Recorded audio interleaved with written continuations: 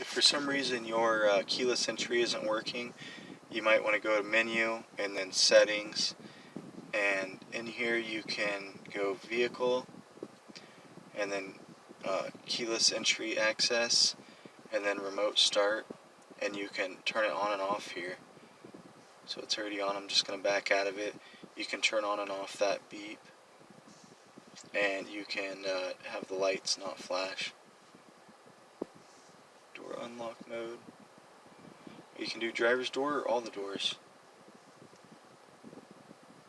So I hope that helps. Check out my other videos on this vehicle.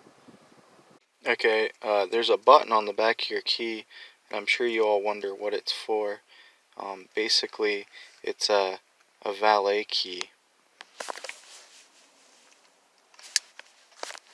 You just push the button down, and then you can pull the key out, and you can still unlock your doors.